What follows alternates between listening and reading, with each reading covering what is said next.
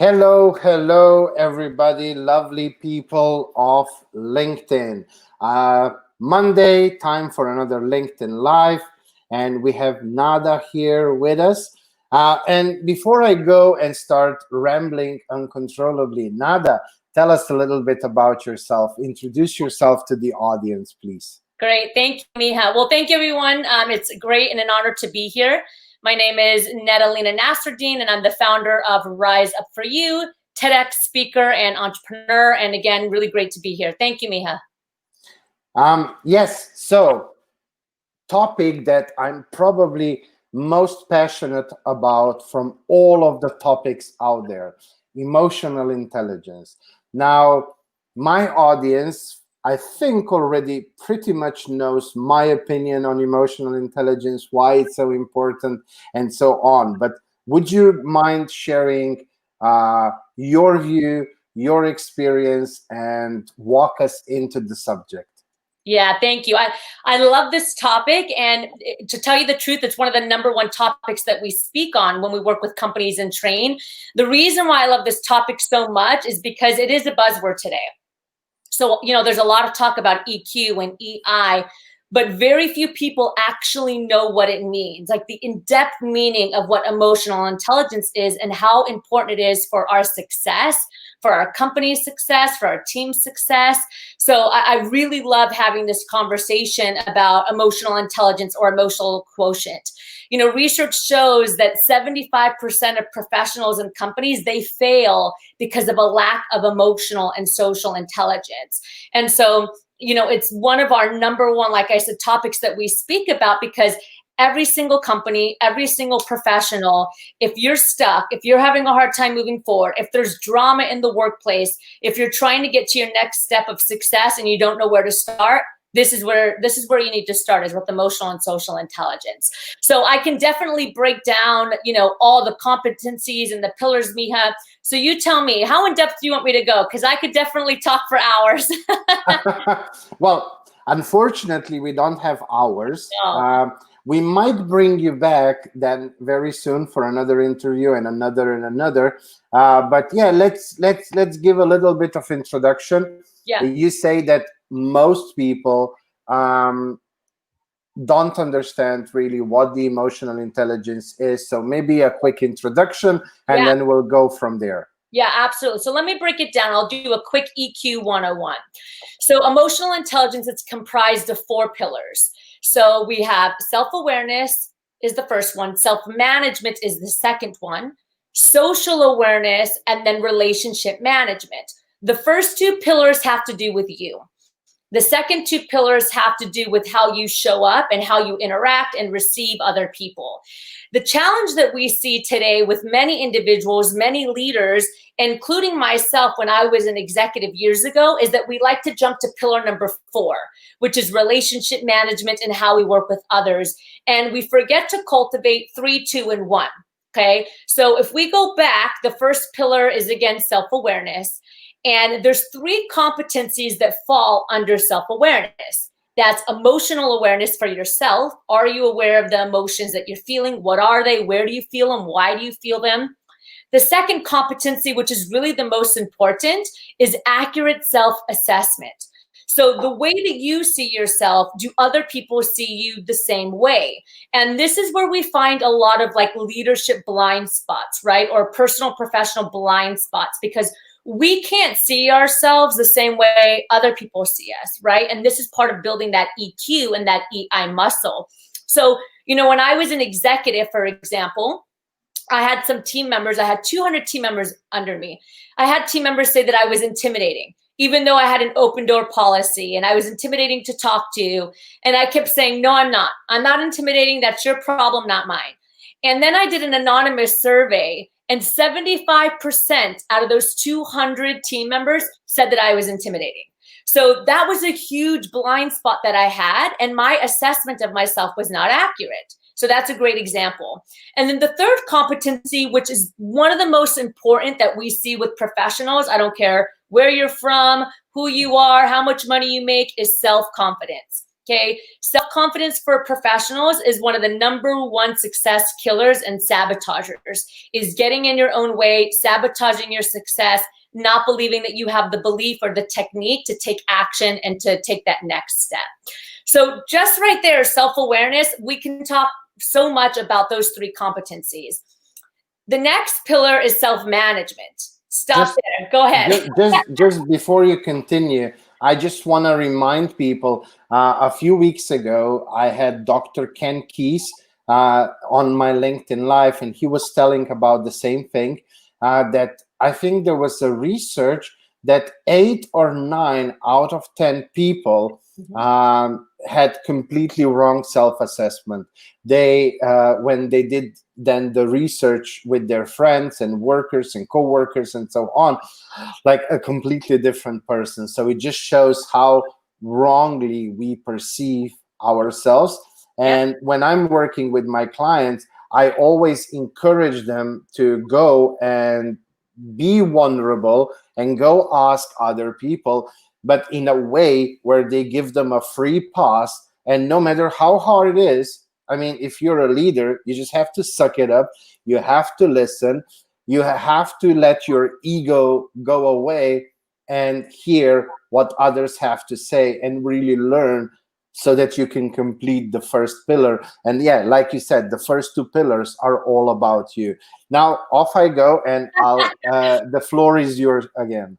No, and I'm glad that you brought that up, because there are many of us that are just afraid to ask other people, you know, especially anonymously, if you're working for a company, if you're a leader, you know, what's not working? What do I need to work on? Or what are some blind spots that I have? But really, every single human being has blind spots. And if you really want to create growth and transformation in yourself, then this is a step that I really encourage you to do. So that's self-awareness. That's the first pillar. The second one is self-management. Now, this is where we have the competencies of internal motivation. Are you driven simply because you owe it to yourself? Not because you're going to get a paycheck, not because if you do this, you're going to get A or B or C, but you're just motivated to be your best. And so when you wake up in the morning, you have that internal drive. This is something that we've been seeing a little bit of a lack of when COVID-19 hit, and it's still hitting, is that people are having a hard time waking up in their house and just getting to work. You know what I mean? Sometimes people rely on their environment. They rely on their team. They rely on like getting in a car and going to an office. So internal motivation is one. Being able to manage your emotions is another competency. So I always say that self-awareness and self-management, this is the difference. Self-awareness, you know that the ice cream is bad for you. It's going to hurt your stomach. Okay, so you're self-aware. You understand that if you eat it, it's going to hurt you. Self-management is not eating the ice cream. Okay, so how many of us know that the ice cream is bad for us and we eat it anyway, right? So the self-management component is really crucial and important. This is also where we find the competency of growth mindset. Even if you fall 1,000,000 times, you understand that your learning is not fixed, that you can grow. Resilience falls under this category. So self-management is a very important pillar, probably the most important for an individual's success. And I like to say that the reality is that all the skill and all the information we need, we can find it on Google, period. We can find it on Google, okay? But the management part is what makes some individuals more successful than others, because we have a hard time in general taking action and being motivated to be our best. And that's why no matter how much information or knowledge is out there on Google, only a small percentage of people are actually going to take it and implement. Okay, so that self-awareness is the first one. Self-management is the second one. Now, the third one is social awareness. How do we respond? Just a second. Yeah, just so that we, so first of all, Brian, thank you for the comments. He complimented you on saying these things really well. And then the first nugget for him was, are you self-motivated? I think the first 2 pillars are the hardest ones. Yeah. It's so much easy to see things in others, to suggest to others what they have to do, and so on. The hardest work you will ever do is on self-assessment and then self-management, but it is by far the biggest ROI on the investment of your time and energy and all of that. So just wanted to emphasize what you were saying. Yeah, and you're right. And I always say that self-actualization is the key to sustainable success. Self-actualization is the key to sustainable success. And it is the hardest. You're right, Miha. But, and this is why we see, and I was like this as well as one point where I jumped over it. I was like, I'm not going to do 1 and 2. I'm just going to go straight to telling people what to do. I'm going to tell people how to change themselves. But I didn't start with me. And so if you really want to make transformation in your clients, in your company, with your team, you have to do that hard work of self-awareness and self-management. Yes, I just wanted to, stop you for a little bit and just re-emphasize this, because it really is so important, and so many leaders just skip the first 2 and they want to go straight to the number 4, or sometimes a little bit number 3, but that's it. And now again, the floor is again yours. Thank you, Miha. And now the third one is social awareness. So social awareness is, what we hear the infamous Brené Brown talk about: empathy, vulnerability, being able to put yourself in somebody else's shoes. Brian, I know the tough stuff is self-assessment. Yeah, you're right. It is hard, but we have to do that in order to have the third pillar, which is empathy, understanding other people. Social awareness also means, and this is important for anybody that is going on site with clients. Social awareness means that you're able to walk into a room, an organization, and just by the energy and being able to feel out the room, you know what the culture is, you know who the decision makers are, and you know how to show up because of that awareness, right? So when I was a performer, the first career I ever had was as a performer, and I used to tour internationally. I had to have a really strong social awareness every time I walked on stage. I had to get on stage and read the audience. How are they responding to the show? Are they engaged? Are they bored? Are they picking up their glass to drink? I used to count to see how many times people would pick up their glass of water to drink while I was on stage. And if there was one too many, then I knew they weren't engaged. So social awareness is really key for understanding the dynamics and the space around you and the nonverbal communication. So I'm going to stop there, Miha, so you can chime in there before I go on to the last pillar. No, I mean, what were you performing? So my first career was as a performer, like a singer dancer, and I used to tour internationally like Broadway, similar to Broadway. And I mean, I've been to countries that didn't speak English. I've been to Russia. I've been to Japan. I've been all over the world. And the social awareness component was so important because we didn't have the language part. I really had to understand the energy, the environment, even the way that a room was set up to see how do I best deliver and serve, and how should I show up? Okay, so if I walk, even today when we work with our corporate clients, if I walk into a conference room or with an organization and the energy feels low, I know I need to come in strong to engage them, right? If I walk on stage, for example, as a speaker, and the person before me was really, really hype and the audience has been like this, then the first thing I do is draw them in and ground the room. And so these components are really, really important. Yes, absolutely. And also in the online world, a lot of people are doing organic marketing in Facebook groups, not their own, but in other groups, from other people, or they show up on a profile from an influencer, and they just barge in and they want to sweep the room instead of first being a bit socially aware, seeing how the whole vibe is, what's happening, what's going on, and then they're bitching about it because because other people, of course, react negatively to them just barging in and trying to get their story across or their message across without first reading the room and applying that towards what they're messaging. Absolutely. Yes. Pillar number 4.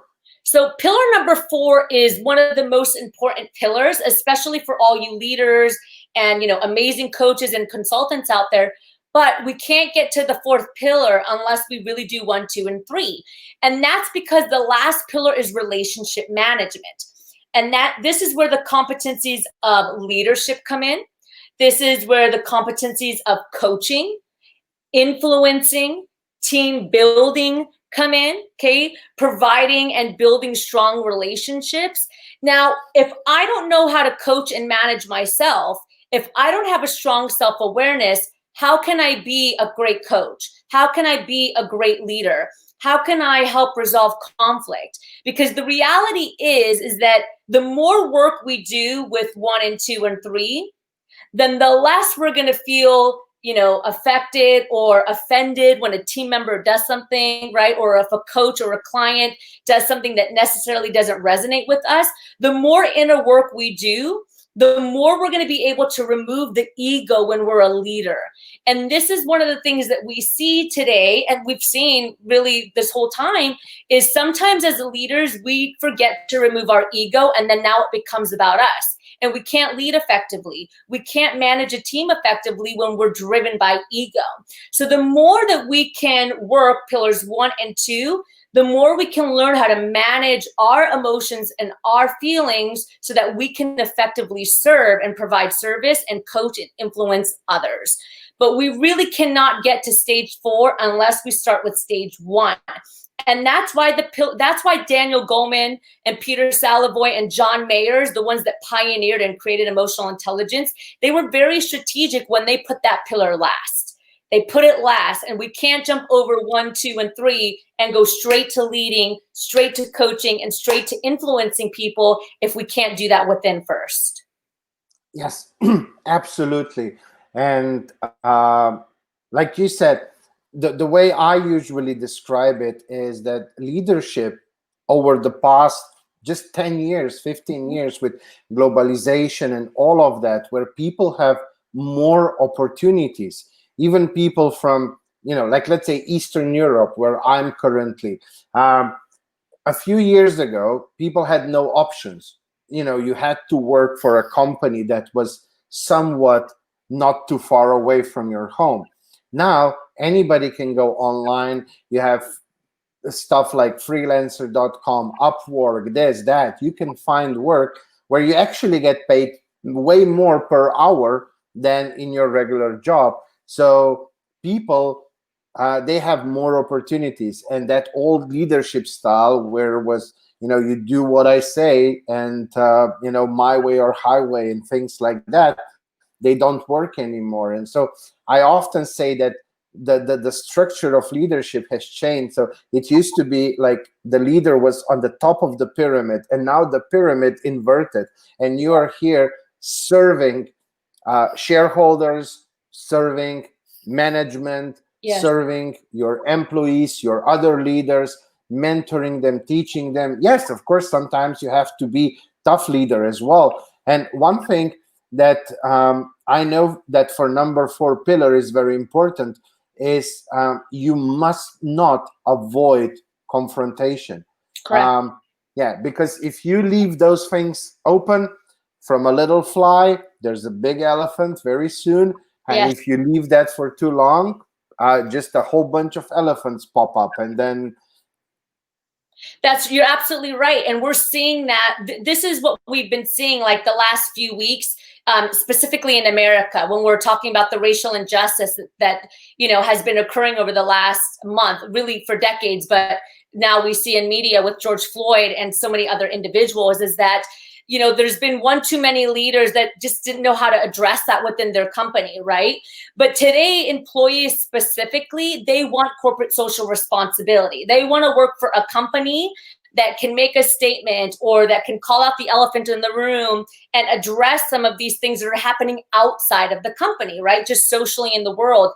And to your point, we have seen a couple leaders that have said, and even specifically our clients, like, what do I do? I don't want to open this can of worms. I don't want to have this confrontation. I don't want to touch this conflict. But the reality is that we have to have uncomfortable conversations. We have to have uncomfortable situations so that we can grow. And as a leader, it's our job to reframe our mind from confrontation, right, to collaboration.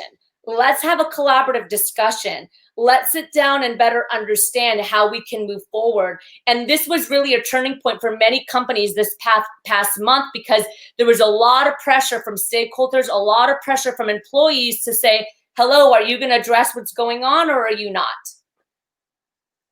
Brian is our cheerleader today. Thank you, Brian. Yeah, thank you, Brian, for all your wonderful comments and everything. Yes, I absolutely agree with you. And I saw a few weeks ago one CEO of a private company, I think he's a co-founder or founder, in the moment of being very emotional, he tweeted a few stupid things. And yeah, like nowadays we are surrounded with Twitter and Facebook and all of that. It's very aggressive. It's very hard to get away because a few years ago, with only the mainstream media, well, you know, fuck it. You would probably not even get into the mainstream media. But today, you have to be very careful. You have to be careful about your emotions, and knowing how to lead, knowing how to communicate. And then he had to step down from his own company. I mean, and he also did quite a lot of PR mistakes anyway. But you know, it was a strange situation, and how fast everything escalated from one tweet one day to resignation next day. Absolutely. And this is a part of that emotional and social intelligence. I mean, we have to have it 360. We have to have it with ourselves, with our family. We have to have it in person with our team. And we also have to have emotional and social intelligence even on the virtual platforms. You know, when you're tweeting, when you're putting stuff out there, you have to understand, like, how could this potentially come off? How could this affect the individuals that are seeing this? How can this, you know, what might this look like? And we really have to be conscious of that. Yes, absolutely. Well, Nada, this was amazing conversation. And of course, before I let you go, I still have 3 questions to ask. So number one is, you've given us right now just such an amazing introduction into emotional intelligence, very to the point, but you walked us through the whole thing. Now, the first question would be, how can we go about learning and applying and practicing? Do you have any tips, tricks, suggestions for our fellow leaders who are watching this, how they can start if they haven't yet? That's a great question. And thank you for asking that, because I think sometimes we can talk about these skills, but we don't have anything tangible to like walk away and actually start building the muscle. So I actually have a free kit, and I'll put the link in there a little bit later, Miha. But the first thing that I would say is do a self-assessment. Do a self-assessment so you know what you need to work on, okay? So we actually have a free assessment that, again, I'll put in the link, and you can assess yourself, but here's the key.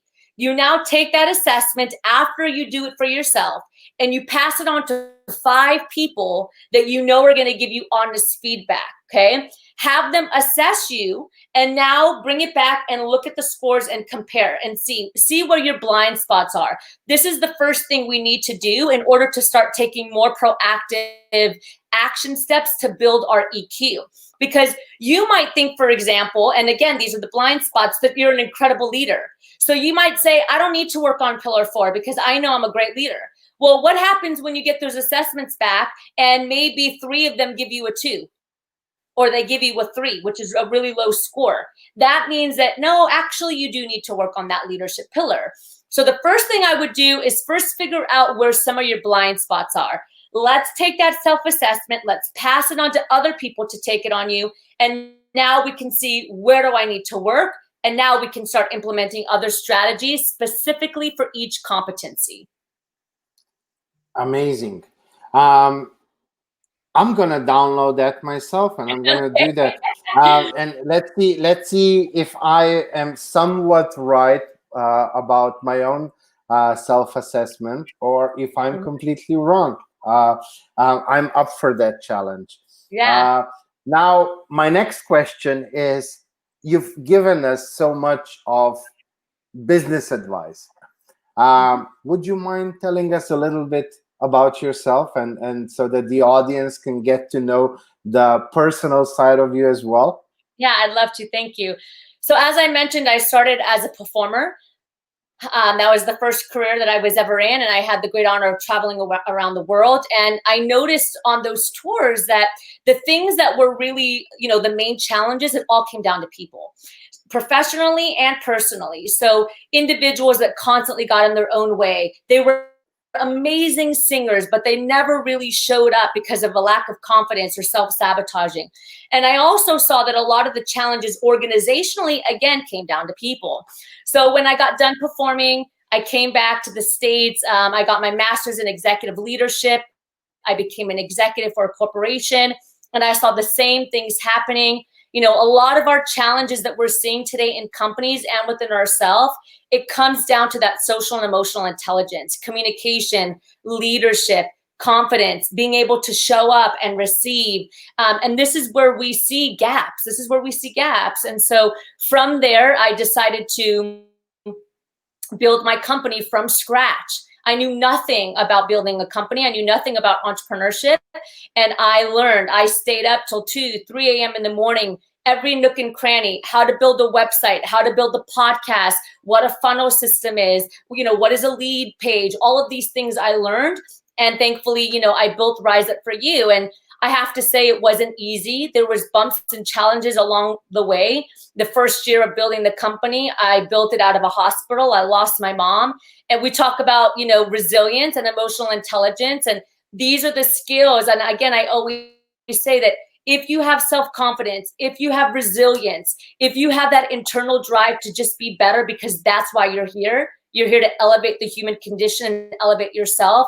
No matter what happens externally, you're going to keep moving forward. And from there, that's where I built Rise Up For You. And today we've been able to work with incredible companies, LA Fitness, Google, a number of nonprofits. We do work in the Middle East and Canada, all over the world. And we're honored to do the work that we do, not only with companies, but professionals one-on-one as well. Amazing. Really, truly amazing. Yes. I mean, at the end of the day, do you know Charles Bukowski? Know the poet. name? Yeah. Mm-hmm. Yeah. There's this one poem, and you can search for it on YouTube, because it's so nicely narrated by somebody with such a deep voice, and it gives you chills. But the poem is all the way in, or something like that, or all in, all the way in. And it says, why would you even start something if you're not willing to go all the way? Yeah, all the way. That's the title.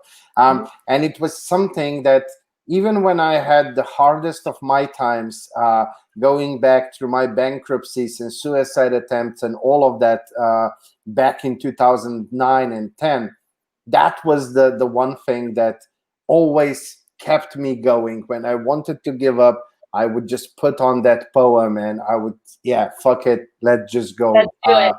Yeah, let's do it.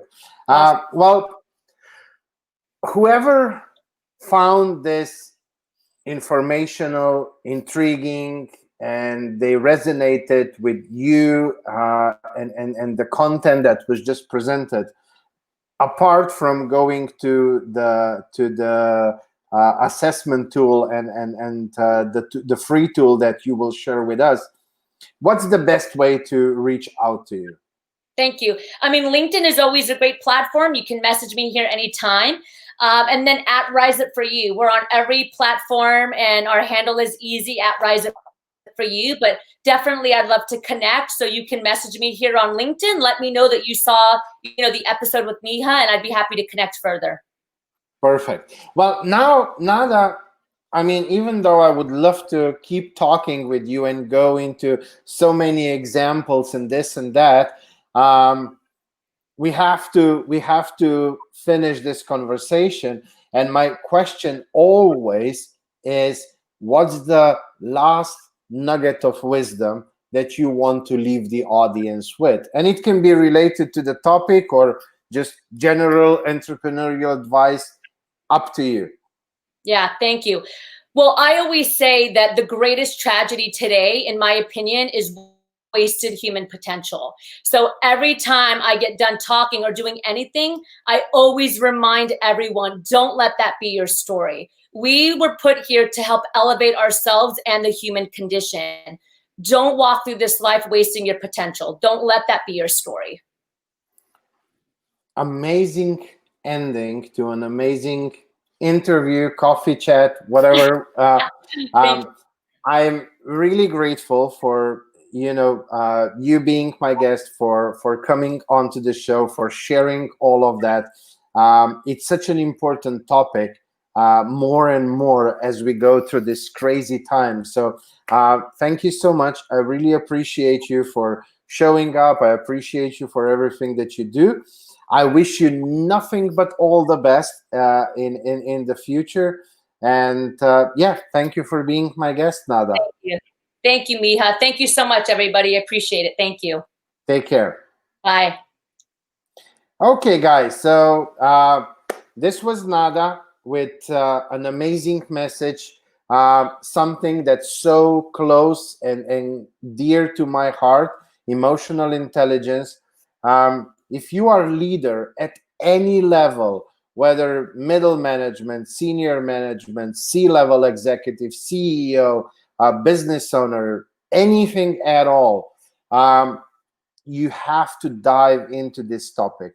You can do that by yourself. You can jump into the link that Nada will share with us a bit later on here in the comments and do the self-assessment. Start diving into this topic because it really is so important. So with that said, we came to the end of another LinkedIn Live. On Thursday, I'm again here with the 4-hour-a-week CEO series, teaching you all about the foundations for a 4-hour-a-week CEO. Next Monday, another LinkedIn Live, another amazing topic. You'll have to be here to see who we will be talking to and about what. Until then, I wish you all that you stay safe and healthy, you and all your loved ones. And I'll see you on Thursday. And until then, goodbye.